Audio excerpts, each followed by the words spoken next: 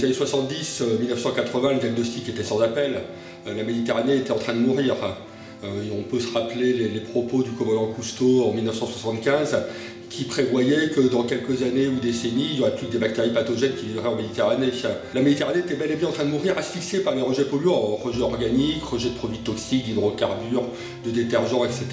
On est parti d'une situation qui était effectivement très dégradée.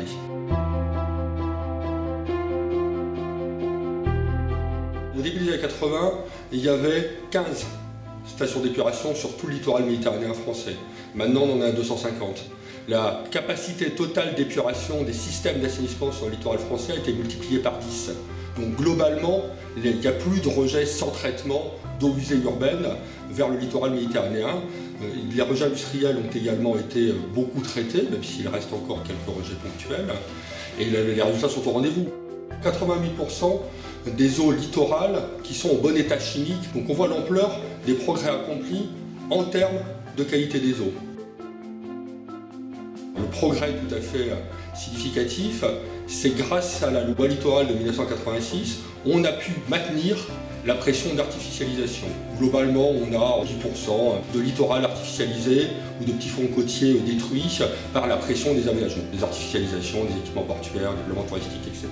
Donc c'est pas rien, mais ça a été maintenu à un niveau assez constant grâce à la loi littorale qui protège efficacement notre littoral en France, grâce aussi aux acquisitions réalisées par le conservateur du littoral qui a pu protéger ainsi les milieux naturels les plus intéressants.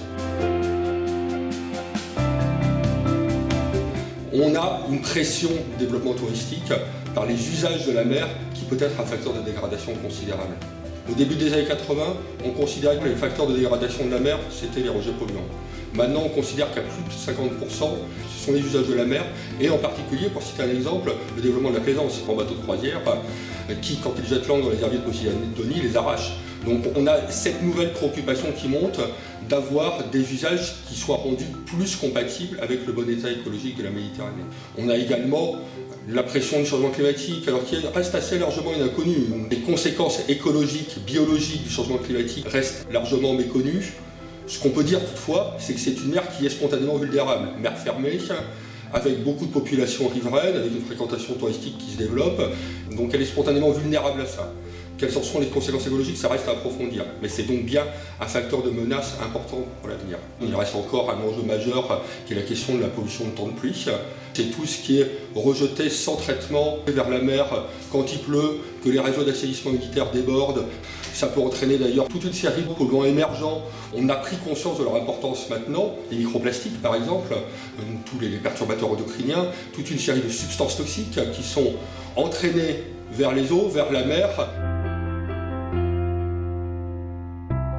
Dans l'agence de l'eau, on a consacré environ 100 millions d'euros par an à la lutte contre la pollution. Ça fait longtemps qu'on est très mobilisé pour la Méditerranée et pour cet effort considérable de réduction des rejets. Évidemment, nous étions aux côtés des maîtres d'ouvrage, des collectivités, des industriels pour réduire leurs rejets.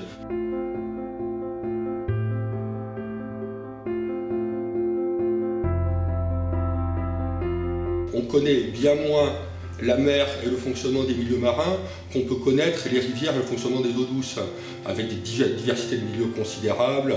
Les milieux profonds sont beaucoup moins connus. Donc on a un effort de connaissance de l'état de la mer et des milieux marins et de connaissance de l'impact des pressions, de l'impact des pollutions sur lesquels nous devons encore progresser.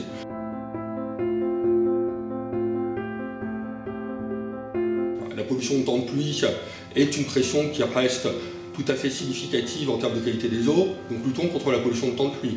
On peut signaler ce qui est en train d'être réalisé dans le cadre du contrat de baie de Marseille, avec des investissements tout à fait considérables pour stocker l'eau en période de pluie et donc éviter qu'elle se rejette sans traitement dans la rade de Marseille. Mais aussi la maîtrise des usages. La maîtrise de l'ancrage, le fait de jeter l'ancre dans les herbiers de Posidonie.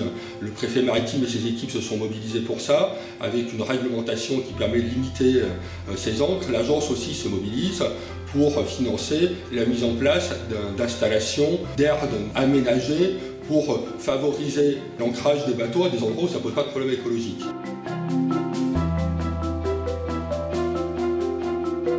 Maintenant que des efforts ont été faits pour la qualité de l'eau, la qualité de l'eau s'est considérablement améliorée. Les milieux ont besoin d'un coup de pouce pour restaurer leur qualité écologique. Les habitats ont besoin d'un coup de pouce pour se réhabiliter et les espèces ont besoin d'être aidées pour se réimplanter.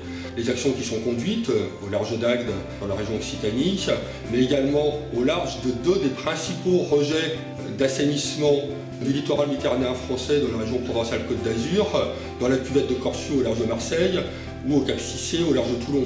Dans ces endroits-là, pendant des décennies, il y a eu des rejets sans traitement. Maintenant, il y a des stations d'épuration performantes qui fonctionnent bien, donc le rejet est d'une bien meilleure qualité.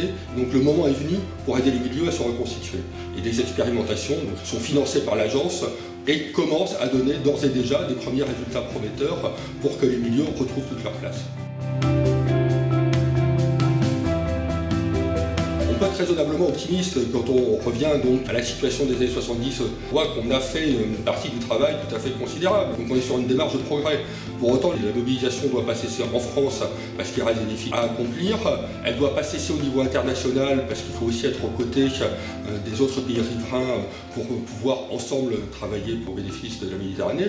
Et puis surtout, elle ne doit pas cesser parce qu'il faut réussir à concilier cette mer qui est un facteur de développement énorme, l'attractivité touristique de la Méditerranée, le chiffre d'affaires des professionnels qui vivent de la Méditerranée se compte en milliards d'euros rien qu'en France. D'où la nécessité d'une mobilisation collective de tous les États concernés pour sauver la Méditerranée, pour sauver ces milieux naturels exceptionnels. Donc raisonnablement optimiste mais surtout très volontariste.